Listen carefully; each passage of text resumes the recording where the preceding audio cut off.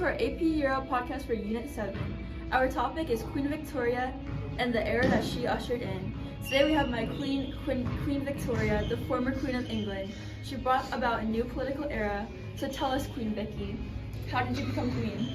Hello, welcome to the Windsor. I was fortunately born into it.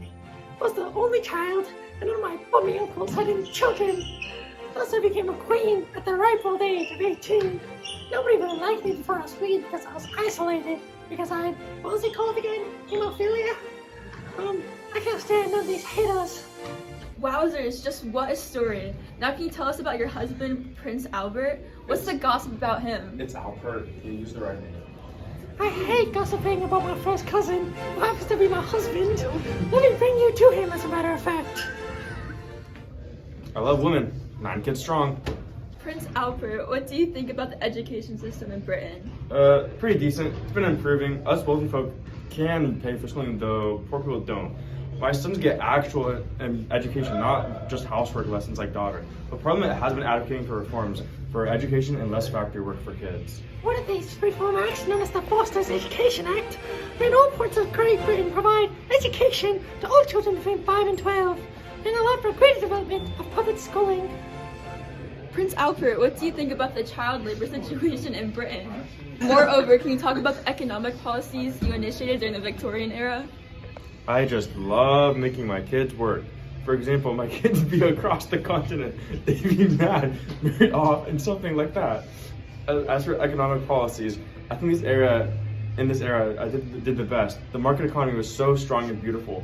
While we saw beautiful and glorious technological development, my country has become the strongest in the world in trade and industry. National income for the peasants has increased by about 50%, while the government has managed to intervene to a limited extent.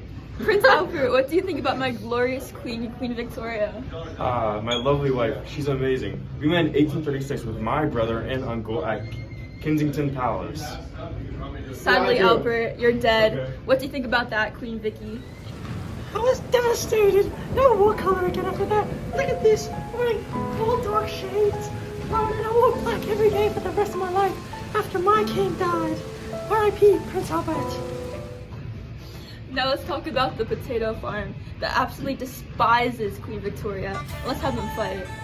Abigail, my great-great-grandma Megan and her husband, the great Killian Murphy, had a fierce disdain for the monarchy, and so do I.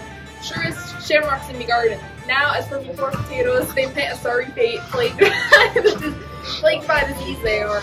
And wouldn't you know, blame it on the monarchy, says I. Did you hear the tale? A whole 100 million souls sent to the afterlife, all because of the bum queen.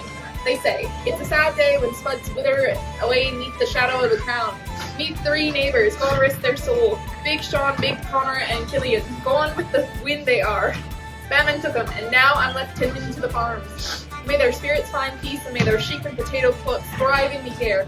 Sure, it's a tough road ahead, but with an Irish heart and a bit of luck, we'll make it through, won't we? Savante to the fallen, and may the potatoes rise again.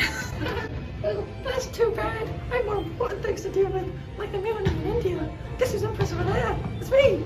After the seaports rebelled against the British East India Company, I have to make sure nothing like that ever happens again. So I replaced the government with the British. Empress, wow, why did they rebel against you if you're so great? Well, they thought that we were trying to enforce our religion on them. It really wasn't. They found out that we used animal fat to coat their casings with the guns. They got real mad about that. We're also upset since the British soldiers had higher wages than them. They say we didn't value their culture, but I think we did.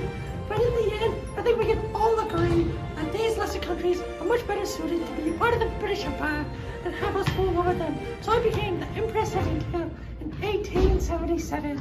Wow, so interesting.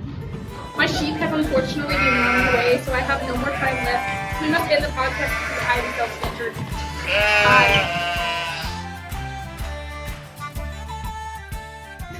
Oh, okay, thank you for watching.